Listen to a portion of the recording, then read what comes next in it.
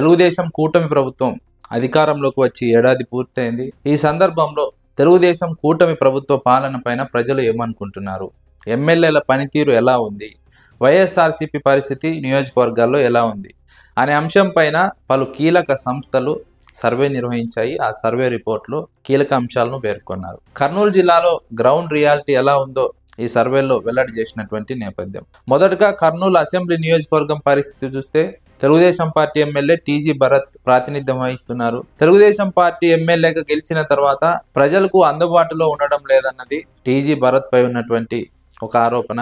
ఆ తర్వాత ఇటీవల టీజీ భరత్ కు సంబంధించిన కెమికల్ ఫ్యాక్టరీ ఎక్స్టెన్షన్ కోసం ప్రజాభిప్రాయ సేకరణ సందర్భంగా ఆయన తండ్రి టీజీ వెంకటేష్ వ్యవహరించిన విధానం కర్నూలు ప్రజల్లో అసంతృప్తికి కారణమైంది. టీజీ భరత్ కంపెనీలకు వ్యతిరేకంగా మాట్లాడిన వారిపైన కేసులు నమోదు చేయడం, వేధించడం, బెదిరించడం, అణిచివేయడం ఇలాంటి అంశాలు కర్నూలు ప్రజల్లో ప్రధానంగా వ్యతిరేకతకు కారణమయ్యాయన్నది ఈ సర్వేలో పేర్కొన్నటువంటి అంశం.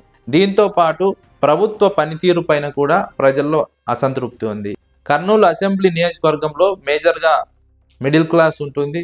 ఉద్యోగ వర్గాలు, అసంఘటిత కార్మికులు, ఆ తర్వాత వివిధ వర్గాల ప్రజలు కర్నూలు నియోజకవర్గంలో ఉంటారు. అయితే ప్రభుత్వ పనితీరు పట్ల ఈ ప్రజల్లో తీవ్రమైన అసంతృప్తి కనిపిస్తుంది. ఒకవైపు సంక్షేమ పథకాల అమలు తీరుపైన అసంతృప్తి ఉంది. మరోవైపు నియోజకవర్గ అభివృద్ధి విషయంలో ప్రభుత్వం నుంచి సహకారం లేదనే ఒక అసంతృప్తి స్పష్టంగా కనిపిస్తోంది.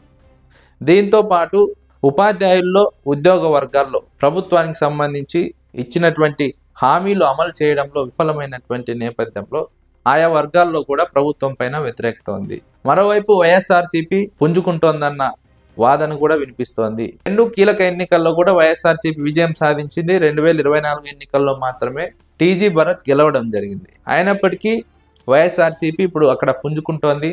ఇటీవల నిర్వహించిన వెన్నుపోటు దినం కావచ్చు, యువత పోరు కావచ్చు, వైఎస్ఆర్సీపీ కార్యక్రమాలు విజయవంతం అయ్యాయి. ప్రజల్లో వైఎస్ఆర్సీపీకి స్పందన వస్తోంది, ప్రభుత్వం పైన వ్యతిరేకత పెరుగుతోందన్నది కర్నూలు అసెంబ్లీ నియోజకవర్గానికి సంబంధించినటువంటి రిపోర్టు. ఆ తర్వాత పత్తికొండ నియోజకవర్గం విషయానికి వస్తే, పత్తికొండ నియోజకవర్గం నుంచి కేఈ శ్యాంబాబు ఎమ్మెల్యేగా తెలుగుదేశం పార్టీ నుంచి ప్రాతినిధ్యం వహిస్తున్నారు. కేఈ శ్యాంబాబు మాజీ డిప్యూటీ ముఖ్యమంత్రి కేఈ కృష్ణమూర్తి కుమారుడు. శ్యాంబాబు 2019 ఎన్నికల్లో ఓడిపోయారు. చెరుకులపాడు నారాయణ రెడ్డి హత్య కేసులో నిందితుడిగా ఉన్నటువంటి కేఈ శ్యాంబాబు ఆ ఎన్నికల్లో చెరుకులపాడు నారాయణ రెడ్డి హత్య ప్రభావం చూపడం, 2019 ఎన్నికల్లో వైఎస్ఆర్సీపీ గాలి వేయడం, కేఈ శ్యాంబాబు ఓడిపోవడం. ఆ తర్వాత 2024 ఎన్నికల్లో 2019 ఎన్నికల్లో ఓడిపోయారన్న సానుభూతి కేఈ శ్యాంబాబుకు కలిసి వచ్చింది. అయితే ఎమ్మెల్యే అందుబాటులో ఉంటున్నప్పటికీ ఎమ్మెల్యే అనుచరుల దందాలు, అరాచకాలు నియోజకవర్గంలో ప్రజలకు అసంతృప్తికి కారణమయ్యాయన్నది సర్వేలో పేర్కొన్నటువంటి అంశం. మరోవైపు రైతాంగం తీవ్ర వ్యతిరేకతను వ్యక్తం చేస్తోంది, అసంతృప్తితో ఉంది. ప్రభుత్వం నుంచి అందాల్సిన పథకాలు రైతాంగానికి అందడం లేదు, రైతులకు గిట్టుబాటు ధరలు లేదు. అదేవిధంగా నీటిపారుదల సౌకర్యం విషయంలో రైతులకు అసంతృప్తి ఉంది. ఇలా అనేక అంశాలు కేఈ శ్యాంబాబు పైన వ్యతిరేకతకు కారణమవుతున్నాయన్నది సర్వేలో వెల్లడించినటువంటి అంశం. ఒకవైపు ఎమ్మెల్యే పనితీరు పైన, మరోవైపు ప్రభుత్వ పనితీరు పైన రెండు అంశాల్లోనూ కేఈ శ్యాంబాబుకు అక్కడ ప్రజలు అసంతృప్తిని వ్యక్తం చేస్తున్నారు. మరోవైపు వైఎస్ఆర్సీపీ కూడా గత ఎన్నికల ఓటమి నుంచి బయటపడి మెల్లగా పుంజుకునే ప్రయత్నం చేస్తోంది. ఎన్ని నిర్బంధాలు విధించినా, వేధించినా, కేసులు నమోదు చేసినా వైఎస్ఆర్సీపీ కార్యకర్తలు మళ్ళీ పుంజుకుంటున్నారు. వైఎస్ఆర్సీపీకి ప్రజల్లో సానుభూతి, స్పందన కనిపిస్తోంది అన్నది పత్తికొండ నియోజకవర్గంలోని వైఎస్ఆర్సీపీకి ఉన్నటువంటి పరిస్థితి. మరోవైపు కోడుమూరు నియోజకవర్గం నుంచి ఎమ్మెల్యేగా బొగ్గుల దస్తగిరి గెలిచినప్పటికీ బొగ్గుల దస్తగిరి పైన సొంత పార్టీలోనే అసంతృప్తి, సొంత పార్టీలో అసంతృప్తితో పాటు ప్రజల్లో కూడా అసంతృప్తి. ఫస్ట్ టైం ఎమ్మెల్యేగా గెలిచారు, వన్ టైం ఎమ్మెల్యేగా మిగిలిపోతారు అన్నది అక్కడి ప్రజల మాట. ఒకవైపు ప్రభుత్వం పైన ఉన్నటువంటి వ్యతిరేకత, మరోవైపు బొగ్గుల దస్తగిరిపై ఉన్నటువంటి వ్యతిరేకత, ఈ రెండు అంశాలు వచ్చే ఎన్నికల్లో వైఎస్ఆర్సీపీ కలిసి వస్తాయన్నది ఈ సర్వేలో పేర్కొన్నటువంటి అంశం. ప్రధానంగా కోడుమూరు నియోజకవర్గంలో తాగునీటి విషయంలో ప్రజలు ఇబ్బందులు ఎదుర్కొంటున్నారు. అభివృద్ధి విషయంలో బొగ్గుల దస్తగిరి ఎలాంటి చొరవ చూపడం లేదు. అభివృద్ధి విషయంలో నత్తనడకన పనులు సాగుతున్నాయి, ఇచ్చిన హామీలు ఏ మేరకు కూడా అమలు కాలేదు. ఇలా అనేక అంశాల్లోన దస్తగిరి పైన వ్యతిరేకత ప్రజల్లో వ్యక్తం అవుతోందన్నది ఒక అంశం. మరోవైపు ఇవన్నీ కూడా వైఎస్ఆర్సీపీకి అక్కడ పాజిటివ్ గా మారుతున్నాయి. వైఎస్ఆర్సీపీ మళ్ళీ పుంజుకుంటోందన్నది సర్వేలో పేర్కొన్నటువంటి అంశం. మరో నియోజకవర్గం ఎమ్మిగనూరు నుంచి తెలుగుదేశం పార్టీ ఎమ్మెల్యేగా జయనాగేశ్వరరెడ్డి గెలిచారు. ప్రధానంగా రాష్ట్ర వ్యాప్తంగా వీచిన తెలుగుదేశం పార్టీ గాలి, మరోవైపు చేనేతల అండ, ఈ రెండు అంశాలు జయనాగేశ్వర రెడ్డి గెలుపులో కీలక పాత్ర పోషించాయి. కానీ ఇప్పుడు జయనాగేశ్వర రెడ్డి ప్రజలకు అందుబాటులో ఉంటున్నప్పటికీ చేనేత వర్గం పట్ల ప్రభుత్వం అనుసరిస్తున్న విధానాలు, చేనేత వర్గం కోసం ప్రభుత్వం నుంచి ఎలాంటి సంక్షేమ పథకాలు లేకపోవడం అక్కడ తీవ్ర ప్రభావం చూపుతున్నాయి. చేనేతల్లో అసంతృప్తికి కారణమవుతున్నాయి. చేనేతలు ఎమ్మెల్యే జయనాగేశ్వర రెడ్డికి దూరం అవుతున్నారన్నది సర్వేలో వెల్లడైనటువంటి అంశం. మరోవైపు సంక్షేమ పథకాల అమలు తీరు, అభివృద్ధి కార్యక్రమాలు ఇవి కూడా ఆ నియోజకవర్గంలో ప్రభావం చూపబోతున్నాయి. ఆ తర్వాత వైఎస్ఆర్సీపీ గత ఎన్నికలతో పోల్చుకుంటే ఈ ఏడాదిలో పుంజుకుందన్నది సర్వేలో పేర్కొన్నటువంటి అంశం. వైఎస్ఆర్సీపీ వైపు ప్రజలు మొగ్గు చూపుతున్నారు. ఎందుకంటే ప్రభుత్వం నుంచి సంక్షేమ పథకాల అమలు లేదు, మరోవైపు అభివృద్ధి కార్యక్రమాల ఊసు కూడా లేదు. ఇలాంటి నేపథ్యంలో ప్రజలు వైఎస్ఆర్సీపీ వైపు ఎమ్మిగనూరు నియోజకవర్గంలో చూస్తున్నారన్నది సర్వేలో వెల్లడైనటువంటి మరొక అంశం. ఆ తర్వాత మంత్రాలయం నియోజకవర్గం. రాష్ట్ర వ్యాప్తంగా తెలుగుదేశం పార్టీ గాలి వీచినా సరే మంత్రాలయం నియోజకవర్గంలో బాలనాగిరెడ్డి ఎమ్మెల్యేగా గెలిచారు వైఎస్ఆర్సీపీ నుంచి. బాలనాగిరెడ్డికి ఉన్నటువంటి పట్టు, వైఎస్ఆర్సీపీ క్యాడర్, వైఎస్ఆర్సీపీ నాయకత్వం పైన నియోజకవర్గంలో ఉన్నటువంటి అభిమానం, జగన్మోహన్ రెడ్డిపై ఉన్నటువంటి అభిమానం గత ఎన్నికల్లో మంత్రాలయం బాలనాగిరెడ్డి గెలవడానికి కీలక అంశంగా ఈ పోటీలో పేర్కొన్నారు.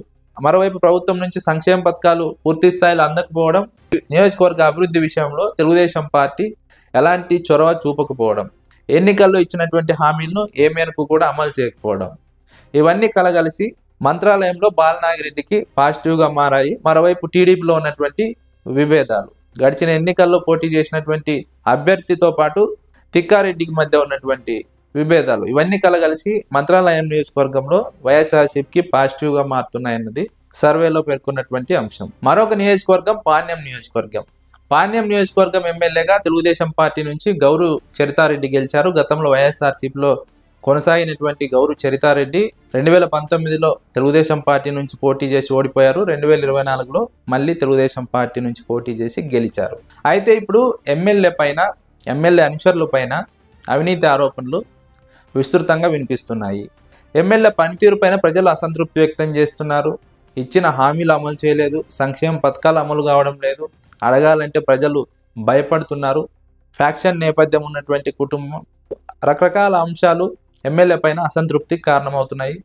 మరోవైపు ప్రభుత్వం పైన ప్రజల్లో అసంతృప్తి మొదలైంది. నియోజకవర్గ అభివృద్ధి విషయంలో రాష్ట్ర ప్రభుత్వం నుంచి ఎలాంటి సహకారం లేదు, ఎమ్మెల్యే పనితీరు కూడా సరిగా లేదు, సంక్షేమ పథకాల అమలు సరిగా లేదు. మరోవైపు రైతాంగం తీవ్ర ఇబ్బందులు ఎదుర్కొంటోంది, ప్రభుత్వం నుంచి సహాయం లేదు. ఇలా అనేక అంశాలు అక్కడ తెలుగుదేశం పార్టీకి నెగిటివ్గా మారబోతున్నాయి. ప్రజలు అసంతృప్తి వ్యక్తం చేస్తున్నారన్నది సర్వేలో పేర్కొన్నటువంటి అంశం. ఇక్కడ కూడా వైఎస్ఆర్సీపీ గత ఎన్నికలతో పోలిస్తే ఈ ఏడాదిలో పుంజుకుంది. తెలుగుదేశం పార్టీపై ఉన్నటువంటి వ్యతిరేకత, వైఎస్ఆర్సీపీ నేతలు యాక్టివ్గా పనిచేస్తున్నటువంటి నేపథ్యం పాణ్యం నియోజకవర్గంలో వైఎస్ఆర్సీపీ పుంజుకుంటోంది. కాటసాని రాంభూపాల్ రెడ్డి వైఎస్ఆర్సీపీలో కీలకంగా వ్యవహరిస్తున్నారు. ఓడిపోయినప్పటికీ నియోజకవర్గ ప్రజలకు అండగా ఉంటూ, వైఎస్ఆర్సీపీ కార్యకర్తలకు అండగా ఉంటూ, వేధింపులు, కేసులు వీటన్నిటిని ఎదుర్కొంటూ ప్రజలకు అండగా నిలుస్తున్నారన్నది రిపోర్ట్లో పేర్కొన్నటువంటి మరొక అంశం. ఇక ఆదోని నియోజకవర్గం విషయానికి వస్తే, ఆదోని నుంచి బీజేపీ అభ్యర్థి పార్థసారథి ఎమ్మెల్యేగా గెలిచారు. ఎమ్మెల్యేగా గెలిచినప్పటికీ రోజు ఏదో ఒక వివాదంలో చిక్కుకుంటున్నారు. ఇటీవలే ఒక దళిత సర్పంచ్ను అవమానించినటువంటి అంశం రాష్ట్ర వ్యాప్తంగా చర్చనీయాంశమైంది. ఆదోనిలో తెలుగుదేశం పార్టీ అండతో పార్థసారథి గెలిచినప్పటికీ గెలిచిన తర్వాత తెలుగుదేశం పార్టీని పక్కన పెడుతూ వచ్చారు, ఆ నాయకత్వాన్ని నిర్లక్ష్యం చేస్తూ వచ్చారు. ఇప్పుడు తెలుగుదేశం పార్టీ నాయకత్వం పార్థసారథి పైన తీవ్ర ఆగ్రహంగా ఉంది. మళ్ళీ టికెట్ ఇచ్చినా గెలిపించే పరిస్థితి లేదు, తెలుగుదేశం పార్టీని అక్కడ ఓడించే పరిస్థితి ఆదోని నియోజకవర్గంలో ఉంది. ఇక్కడ వైఎస్ఆర్సీపీకి ఇదే ప్లస్ పాయింట్గా మారింది. కూటమి పార్టీల మధ్య ఉన్నటువంటి విభేదాలు వైఎస్ఆర్సీపీకి పాజిటివ్గా మారుతున్నాయి. మరోవైపు ప్రభుత్వంపై ఉన్నటువంటి వ్యతిరేకత, ఎమ్మెల్యేపై ఉన్నటువంటి తీవ్ర ఆరోపణలు ఇవన్నీ కూడా వైఎస్ఆర్సీపీకి పాజిటివ్గా మారుతున్నాయన్నది సర్వేలో పేర్కొన్నటువంటి అంశం. ఇక మరొక నియోజకవర్గం ఆలూరు వైఎస్ఆర్సీపీకి పట్టున్నటువంటి ప్రాంతం. గత 3 ఎన్నికల నుంచి వైఎస్ఆర్సీపీ గెలుస్తూనే ఉంది. గతంలో గుమ్మనూరు జయరాం గెలిచారు 2 సార్లు. ఎన్నికలకు ముందు గుమ్మనూరు జయరాం టీడీపీలో చేరారు. జెడ్పీటీసీగా ఉన్నటువంటి విరూపాక్షకు ఎమ్మెల్యే టికెట్ ఇవ్వడంతో ఆలూరు నుంచి వైఎస్ఆర్సీపీ ఎమ్మెల్యేగా విరూపాక్ష గెలిచారు.